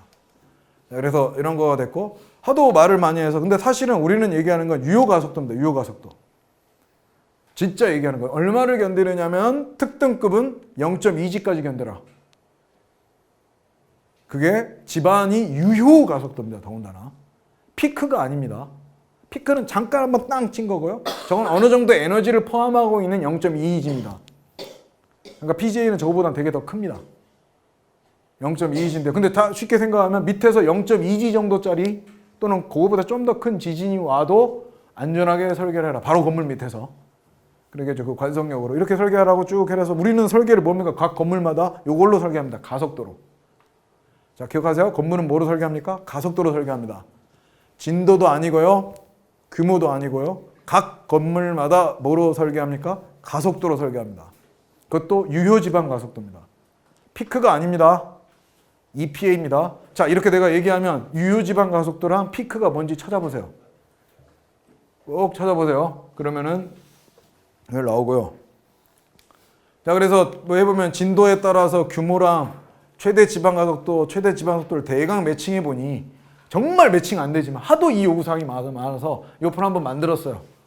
그랬더니 진도 7, 8 정도에 해당되는 게 우리나라 해당되는 거고 롯데타워는 우리가 9까지 견딘다 얘기를 한 거죠. 0.5G 이렇게 해서 우리나라 내진 설계는 잘 된 것도 진도 8 또는 규모는 6점 우리 6점 만약에서 6하고 7 사이인데 6.8이다 예를 들어 규모 그러면 경주 지진의 몇 배입니까? 10배 정도짜리 지진까지도 설계를 특등급의 경우에는 하고 있는 겁니다. 이게 역사 지진이요. 자, 이거 왜 할까요? 다 어딘가요? 중종, 인조, 숙종. 하도 지진이 없으니 역사 기록을 다 했습니다. 유시에 3차례 크게 지진이 있었다. 그 소리가 마치 성난 우레소리처럼 커. 컷이네 아니나? 인마가 모두 피하고. 그러니까 그 다음 봐봐. 우레와 같은 소리가 동쪽으로 들려. 근데 문제는 이 지진이 어디서 발생했는지를 모르는 거예요. 어디에서 발생해서 이 정도를 했을까? 그게 제일 중요한 팩터라고. 바로 바로 여기 충청도 밑에서 일어났는데 이 정도밖에 안 된다. 우레와 같은 소리가 동쪽으로부터 일어났는데 사람이 제대로 서지 못하고 이 정도면 우리나라 안전한 겁니다. 바로 지진이 그 밑에서 일어났는데 이 정도 피해밖에 안 샜다. 면 안전한 건데 과연 이제 진짜 사람이 안 사는 곳에 지랑지가 있었고 아무도 모르고 거기에서 어떤 피해가 날지를 모르는 거라고. 쌍계사 지진이 났는데 쌍계사 지진이 여기 석탑이 떨어졌습니다. 이 위에 등이. 그러니까 어떻게 하냐면 이거 실험을 계속 석탑 떨어질 때까지 덕등 떨어질 때까지 흔듭니다. 똑같이 만들어 놓고. 툭 떨어지면 이 정도 지진이 발생했다. 근데 과연 이게 어디서 떨어진 지진이었는지 모르는 거야. 그러니까 우리나라도 그러니까 각 지역 쌍계사에 그러니까 지도를 그리는 거지. 지도를 그려서 각 지역에 개축된 나라고 이 지역은 이 정도면 몇 지였고 몇 지였고 몇 지였고 몇 지였고 해가지고 해보니 어느 지역이 제일 센 지진부터 이렇게 퍼진 그것들 역사 기록들을 다 모아 점을 찍어서 그렇게 해가지고 추정하고 그랬더니 단층 위치랑도 맞고 요새 장비가 워낙 발달하니까 그래서 요새 단층 알았죠? 무슨 단층입니까? 경주 지진 발생시킨. 어제 우리 마이다스 강의할 때는 모든 구조기사들이 다 알던데 양산 단층이죠. 우리 학생들은 공부밖에 안 하시는군요. 자, 홍성 지진이 이렇게 발생해서 여기 조적벽이 이렇게. 근데 제 생각에는 이거는 지진 안 왔어도 사람이 밀었어도 이런 파괴가 발생하지 않았을까? 충분히 부실 시공된 거여서 이게 와서 이렇게 됐을 거다라고 생각을 하고 있습니다. 근데 이 사진만 보여주면 와 위험하다 해가지고 이제 내진 설계해야 된다, 내진 설계해야 된다. 그잖아. 우리 강구조 보면 방폭 설계해야 된다, 방폭 설계한다 계속 그러고 있죠.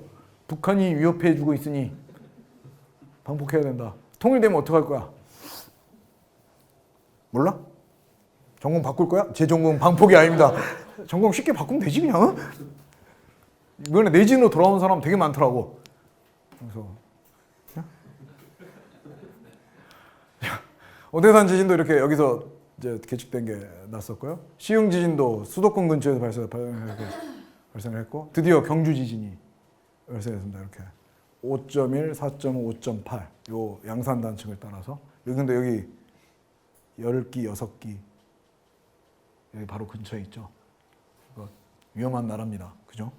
이게 지진이 쫙 나서 보면 큰일 납니다.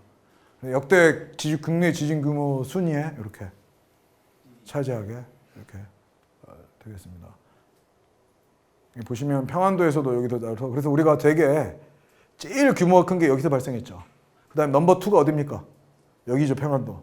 그러니까 여기와 여기를 기준으로 여러분들이 제 지도를 보면 우리 KBC에 있어요. 제 지도가 여기와 여기가 제일 등고선이 높고요. 나머지는 점점 낮아지는 형태입니다. 역사 기록이 왜 여기랑 근데 사실은 여기가 다 어느 데야? 경주랑 평양이 뭡니까? 수도죠. 경주는 뭐의 수도야? 이거 아무리 진동제어 해도 알아야 정환아. 네. 경주가 신라의 수도죠. 평양은 북한의 수도인가요? 역사로 따지면 어디야? 고려. 개성 그쪽 근처나. 무식해서 말을 못하겠다. 자, 그렇게 인구가 밀집한 지역이니까 지진이 발생하면 쉽게 느꼈겠죠. 되게 포장이 느꼈고. 그래서 그런 사람들도 많았어. 이건 인구 밀집적인 단층이 여기가 아니다. 근데 이번에 진짜 경주에서 일어났죠. 단층이. 네, 이제 지진에 대해서 설명하고 경주에 대해서 하겠습니다. 자, 지진은 어떻게 되냐면요. 봐봐요. 자, 이 방정식 하나만 유도하고 제가 여러분들 이걸 다 손으로 풀어야 됩니다. 이건 이제 노트에 있는 거고요. 어떻게 됩니까? 집안이 옆으로 딱 가면 똑바로 간 다음에 관성력에 의해서 상대 변이들이 x1, x2, x3가 생기게 됩니다. 그러니까 구조물에 미치는 영향은 이게 구조물에 미칩니다. 자, 다시 한번 말할게요.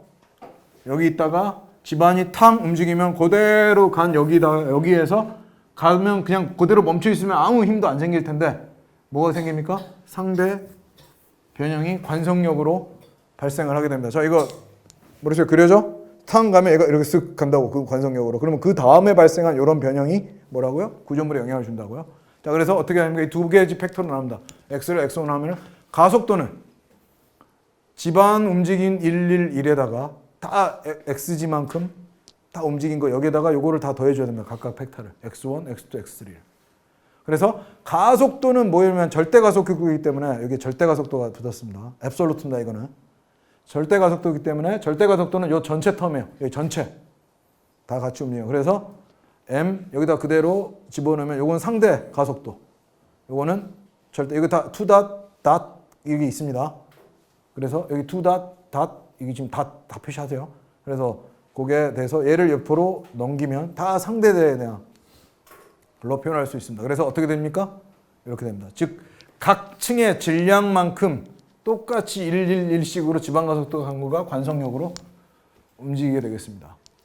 그러니까 뭐냐면 자 보세요. 이걸 머릿속에 그리세요. 질량이 각각 층에 있고 그거에 비례해서 탕 가는 순간 집안 가속도에 비슷한 힘을 관성력으로 탕 받는다고 마치 웨이브 하중처럼.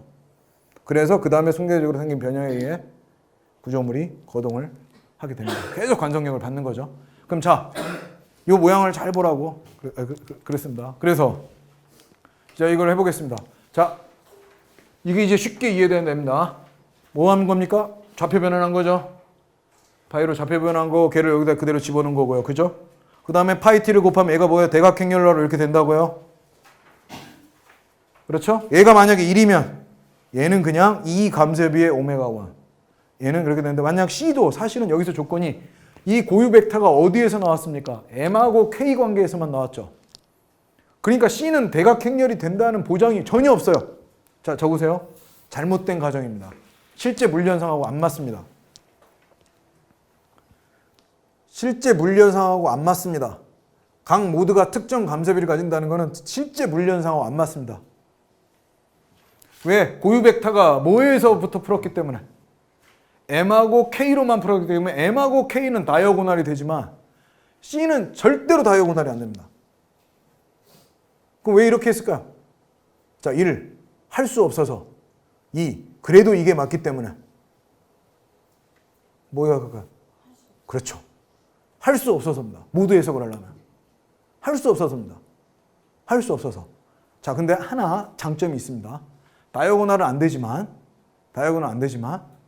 그래서 다 분리는 안 되지만 좋다 이거야. 난 러프하게 그냥 해석할래. 근사로 해석할래. 그래서 뭘 제대로 맞추는 게 제일 중요하겠습니까? 1차 모드 감쇄비라도. 그게 제일 중요하다면 1차 모드 감쇄비라도 제대로 맞추는 게 제일 중요합니다. 자 모양 볼게. 아까 모드 쉐입 나왔지? 이 모드 쉐입 모양을 볼게요.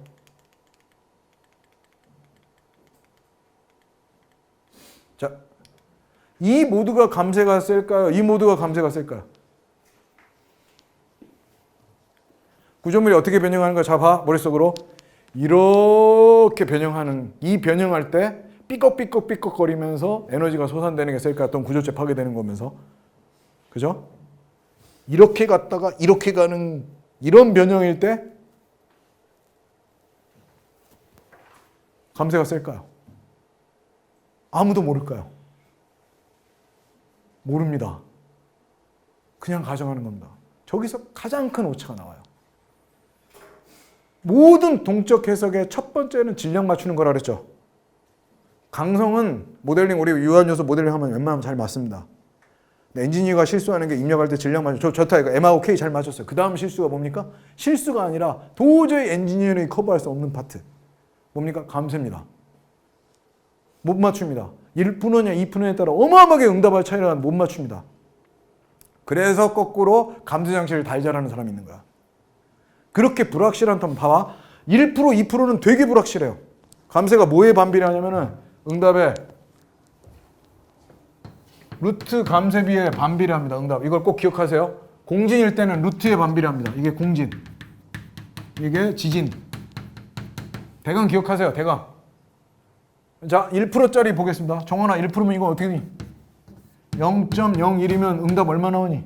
100 나오죠? 2%면 얼마 나옵니까? 50 나오죠. 100하고 50은 몇 배 차이 나요? 2배 차이 나지. 근데 1%인지 2%인지를 모르겠다는 거야. 도저히. 2배 차이 나는데. 얼마나 황당한 일입니까? 2배 차이 나는데 1%를 가져갈래? 2%를 가져갈래? 뭐로 가져갈까요? 그럼 그냥 1%를 가져가겠죠. 위험한 쪽으로. 그래서 이렇게 해야겠지. 아유, 그럼 교수님 0%로 하면 안 됩니까? 그럼 어디로 갑니까? 무한대로 가지. 무한대지는 않잖아. 저건 너무하잖아. 있을 수 있는 최소한을 가정하고 하는데 너무너무 오차가 싫어요. 1%, 2%는 되게 변동이 심합니다. 근데 감세 장치를 달아서 만약에 이 구조물에 10% 감세를 추가했다고 하겠습니다. 그럼 몇 프로가 됩니까? 만약에 구조물이 1%였으면 몇 프로 돼? 11%. 2%였으면 몇 프로 됩니까? 12%. 이 두 개의 차이는 별로 없죠. 이거라고. 감세 장치의 가장 중요한 특성은 이겁니다. 불확실성을 없애줍니다. 적으세요. 1%, 2%와 꼭 머릿속에 넣으세요. 그게 가장 중요한 팩터입니다. 75% 줄여라. 이게 아닙니다. 감세 장치를 잘했더니 75% 줄여라. 이게 아니라 불확실성을 없애줘서 정말 엔지니어링이 가능한 범위로 다룬다는데 가장 큰 장점이 있는 겁니다.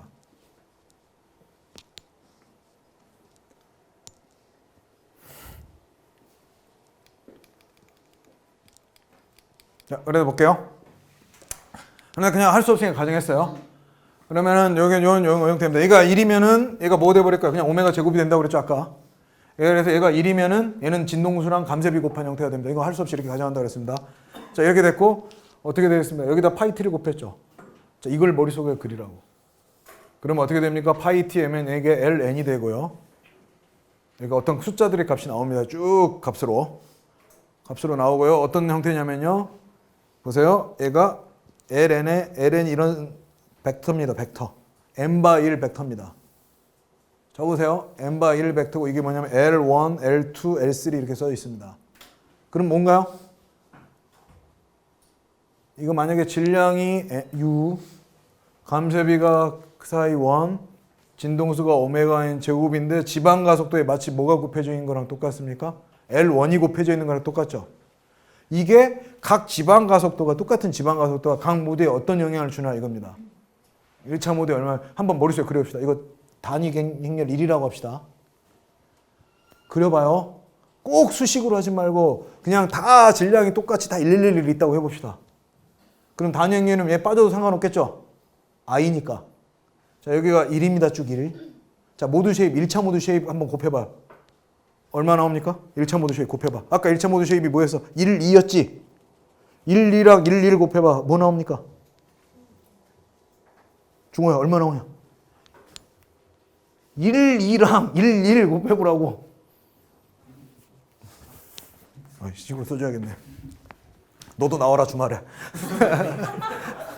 1, 2랑 곱하면 얼마 나옵니까? 3 나오지? 자, 1-1이랑 1, 1 곱하면 얼마 나옵니까? 빵 나오지? 무슨 말인지 알겠어? 뭐냐면 지진 응답이 만약에 이렇게 질량이 1, 1, 근데 우리는 질량이 현재 2, 1이지. 아까 1, 1 아니었지? 아까 2, 1이었죠? 뭐 나와? 뭔 말이야? 지진이 한 방향으로 훅 미는 거지. 한 방향으로 훅 미는 거니까 한 방향으로 갈 가능성이 되게 크지. 아까 111식으로 한 방향으로 밀었잖아. 이 방향으로 딱. 그럼 모드 쉐입이랑 얘랑 얼마나 적합하느냐. 얘랑 비례한 얼마나 비례한 모양을 얘가 가지고 있냐면은 이거 곱하기 이거 하면은 되게 다 증폭될 가능성이 크죠. 자, 적으세요. 모드 쉐입하고 하중의 분포가 비슷할 때 가장 큰 증폭 현상이 발생한다. 모드 쉐입과 하중의 분포가 비슷할 때 가장 큰 증폭이 일어납니다.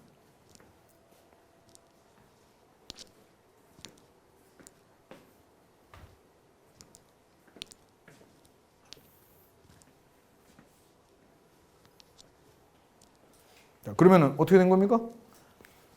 이거만 만약에 여기 단위형이라면 이거 빵 나와버리지. 그건 뭐야? 이 지진 하중은 2차 모드는 가지 않아요. 절대로 이렇게 갔다 이렇게 가는 응답 안 한다는 거야. 지진할 때는. 왜? 한쪽으로 촥 밀었으니까. 한쪽으로 촥 밀었는데 이렇게 됐다. 이상하잖아. 아니 있어. 지금 이건 0이 아니에요. 왜냐면 있는데 그 가능성이 되게 적다 이거야. 그러니까 이 LN이 뭘 가르쳐줘? 1차 모드가 얼마나 참여가 있느냐를 가르쳐줘. 그 지방과도 얼마나 영향을 지표를 알려주겠죠. 그러니까 제가 아까 말했잖아. 하중에 영향을 준다고 모드 벡터가 형상이. 그렇게 했고요. 자, 그래서 얘가 다이어고널로 다 돼 있으니까 각각 모드를 하나씩 n차 모드를 풀어냅니다. 이거는 뭐냐면 얘가 다 다이어고널로 돼 있으니까 얘도 뭐야? 다시 한번 말할게. 얘 다 다이어고널로 돼 있습니다. 그리고 뭡니까? xg가 요거 벡터입니다. 여기에 얼마 영향 준다 나와서 그냥 그 제일 위에 거 풀면 되고 xg가 두 번째 여기에 영향 준다 두 번째 풀면 되고 세 번째 각각 다 풀면 되죠. 그 각각을 다 푸는 게 이런 식입니다. n차를 풀면 이렇게 돼서 그러면 얘를 뮤로 다 나눠주면 이렇게 풀어서 최종적으로 식이 이렇게 되게 돼 있습니다. 그러면 우리가 뭘 해석을 해놓냐면 여러분들이 엘센트로든 뭐든 뭘 해석하냐면 특정 진동수 특정 감쇄비를 가지고 xg만 가지고 얘를 해석해 놓습니다. 다.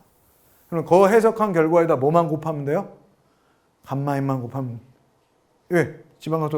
이거 응답 이거일 때 응답 계산해라. 이거 뭐 하면 돼? 하중에다 감마인만 곱해진 거지. 그러니까 얘를 다 계산하는 얘 해석을 뭐라고 그래요? 적어서 얘를 스펙트럼 어널리시스라고 합니다.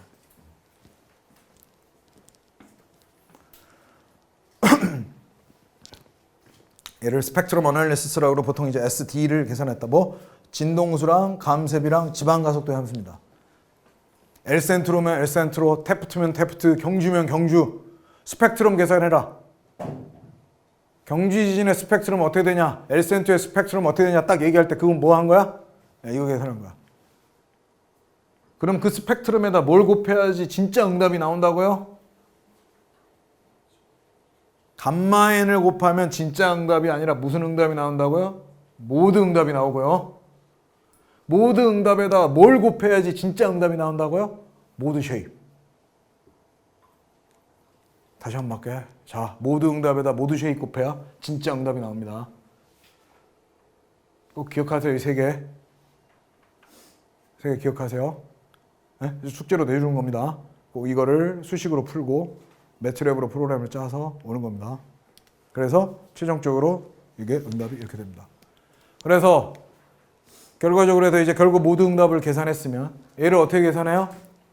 아까 말한 대로 모달 응답 스펙트럼 어널리시스에서 계산하고 거기다 감마를 곱하고 파이를 곱하면 전체 응답이 되겠습니다. 그럼 x에다가 자 우리 뭡니까? 힘은 구조물의 힘은 실제로 지진에 의해서 구조물이 발생하면 그 x에다 강성 곱해야 되죠. 그러면은 실제로 구조물의 변형이 발생한 거고 이게 다이나믹 해석에서 나온 거예요. 거기다 K를 곱한 게 실제로 힘의 분포이기 때문에 거기다 그대로 이렇게 집어넣습니다. 그리고 얘를 뭐로 나타내? 강성하고 얘를 곱하는 게 너무 힘들기 때문에 얘를 뭐로 나눠? D를 뭐로 나눠버려? 오메가 제곱으로 나누는 거 이거 뭐라고 그랬어요? 수도 엑셀러레이션을 했죠. 얘 뭐라고 그랬죠? DIT? 변이. 변이를 그냥 오메가 제곱으로 나눠. 그럼 변이로부터 나온 거야. 이거는 진짜 가속도가 아니에요. 수도 가속도라고 이렇게 얘기를 했습니다. 이렇게 나온 거를 이렇게 표현을 하고 그렇게 해서 최종적으로 이런 식이 나옵니다. 자, 여기 나와 있는 수식을 이해를 하고 최종적으로 그런데 자 보세요. 그래서 요 값들도 여러분들 다 매트랩으로 짜서 한번 계산해 보세요. 이게 힘의 분포고요. 제가 말하는데 푸시오버 해석이란 말을 한 번이라도 들어봤나요? 힘을 민다는 거죠. 푸시. 그러면 그때 푸시오버를 할 때 힘의 분포가 굉장히 중요합니다. 힘의 분포가. 그럼 1차 모드 쉐입으로 미냐 2차 모드 쉐입입니다. 그거에 해당되는 게 왜 SI입니다. 그냥 우선 저것만 두세요. SI가 뭐냐면 푸시오버의 힘의 분포와 관계 있음.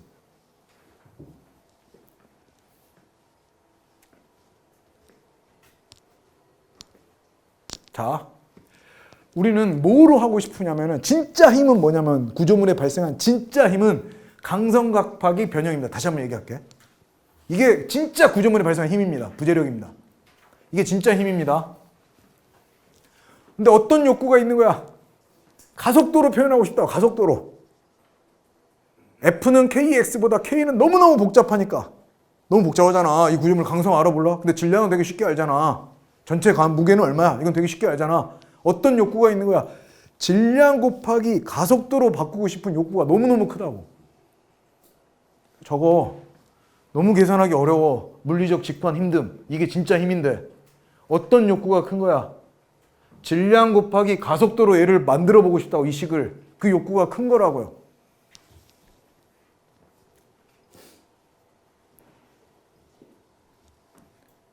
질량 곱하기 가속도로 만들어 보고 싶어요. 그래서 먼저 어떤 짓거리를 했냐면 그냥 얘를 가속도로 만들어 버립니다.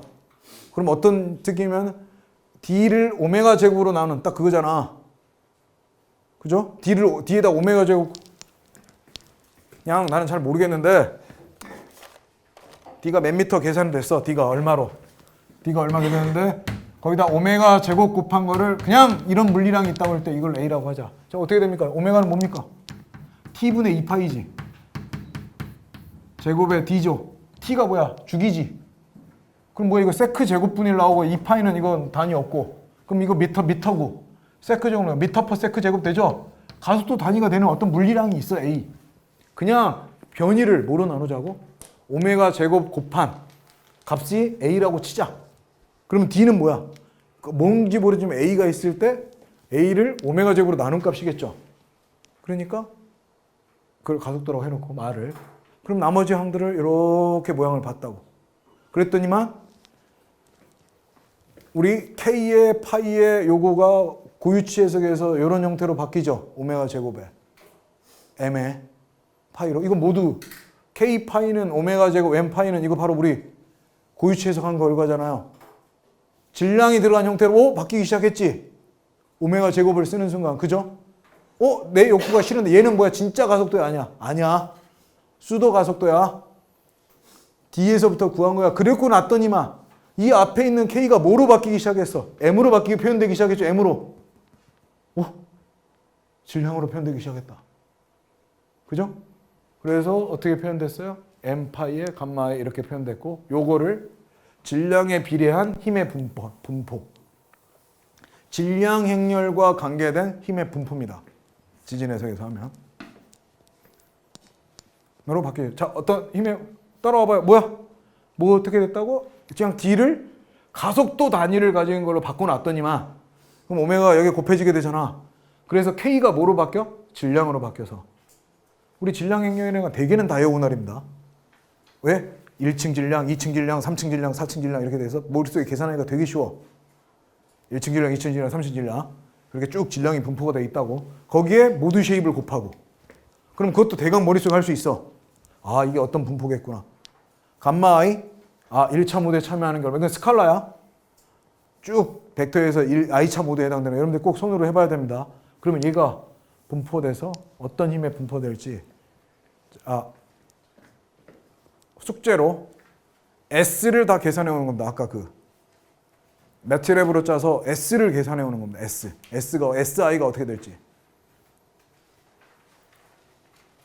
요 식으로 계산하면 돼. 질량 걷고 고유 벡터 구했지. 감마만 계산하는데 감마 뭐라고 그랬어요? 이거라고 그랬어? 1을 쭉 곱해 질량 이거 이걸로 나눈 뮤를 뭐라고 그랬어? 아까 요거 MN의 다이아고널로 해당되는 거라고 그랬어. 그거로 쭉 해가지고 계산하시면 됩니다. 그죠? 이렇게 하면 제가 말하고 싶은데 마이다스에 돌릴 때 모달 매스라는 게 나와요. 그 개념을 이해를 시키려고 저 수식을 꼭 해야 됩니다. 그리고 모달 매스로 민다고 했을 때 이 개념을 알아야 푸시오버 해석에 왜 푸시오버 해석이 성립이 되는지를 알 수 있습니다. 제가 그거 설명은 다음에 푸시오버랑 같이 할 거니까 꼭 그 기억을 하시고, 지금은 저걸 매트랩으로 프로그램을 짜서 저걸 구해오는 그런 거가 되겠습니다. 결과적으로 어떻게 되냐면 이거 보세요. 이렇게 해서 쭉 이렇게 해가지고 다 표현이 되는데요. 뭐 제가 에센트로 준비해서 해석도 해봤고 스펙트럼 이걸 다 여러분들이 그림으로 그려야 되는 게 숙제입니다. 앞으로 아직은 아니야. 이건 가지고 매트랩을 처음 실행시켜보고 안 하는 사람들은 매트랩 공부하시고 그걸 해보고 합니다. 직접 손으로 푸는 것도 중요하지만 컴퓨터 프로그램을 해서 알아내는 것도 굉장히 중요합니다. 꼭 해서 공부를 해서 알아야 이 단자에도 해석을 알고 알아야 완전히 응답 스펙트럼 해석을 꿰차게 됩니다. 제가 경주 지진도 아까 넣었어요. 결과를 분석을 해서 그거에 대해서도 얘가 왜 구조물에 영향이 없는지를, 왜 경주 지진이 구조물에 영향이 없었는지를 스펙트럼 해석만 딱 하면 응답 스펙트럼 해석만 하면 바로 알 수 있습니다. 자, 결론을 얘기할게. 이게 결론입니다. 경주진 스펙트럼이 이렇습니다. 이게 엘센트로입니다. 검은색이. 보세요. 줄기 되게 길다고 그랬죠. 우리 응답이 있나요, 없나요? 없죠. 이게 바로 D에 해당됩니다. D. 아까 말한. 거기에다가 감마 곱하고 뭐 암만 조합해봐야 작죠. 엘센트로 비하면. 터무니없이 작죠. 어디만 커요? 엄청 단주기만 크죠. 엘센트로보다. 엄청 단주기는 저층 건물입니다. 그래서 저층 건물들이 많은 피해를 입었습니다. 그 주기를 가지는 이 그림을 그냥 바로 이해할 수 있고 이거 스펙트럼을 다 짜고 하는 게 앞으로 과제가 하나씩 나가게 될 겁니다. 그러니까 매트랩을 다음 시간에는 자기가 짠 매트랩을 가지고 다음 시간에는 노트북 있는 사람 가져오고 그 사람이 조를 이렇게 이뤄서 직접 프로그램 코딩 해보면서 자기가 짠 거랑 뭐랑 안 되는 거 해보면서 해볼게요. 꼭 해봐야 됩니다. 해보고 제가 답은 매트랩을 다 짜놨으니까 저 모두 해석을 정말 단자유도 해석, 다자유도 해석하라는 게 아니에요. 단자유도 해석 N번. 그러니까 단자유도 해석하는 프로그램은 있어야 돼. 이게 뭐냐면 모두 분류를 아이겐밸류라는 공학 고유치 문제랑 단자유도 해석하는 것만 결합하면 다자유도 커플드 된 거를 해놓을 수 있다는 게 제일 중요한 거라고요. 자, 프로그램은 뭐 해야 되냐면 다자유도 해석하는 게 아니라 단자유도 해석하는 특정 진동수, 특정 감셉이 있으면 해석할 수 있는 프로그램. 그거와 모드 해석을 결합시켜서 만들 겁니다. 만들어서 경주지인도 해석할 거고요. 다 해석할 겁니다. 이걸 나타나는. 그러나면 이제 얘가 어떤 비선형 거동을 할 건가 이런 거를 추론해 볼 수 있습니다. 엔지니어는 추론해낼 수 있어야 됩니다. 컴퓨터 결과가 나오기 전에 얘는 어느 정도 될 거야 하는 걸 추론해낼 수 있어야 됩니다. 그걸 하는 게 제일 중요해. 오케이, 오늘 여기까지 합시다.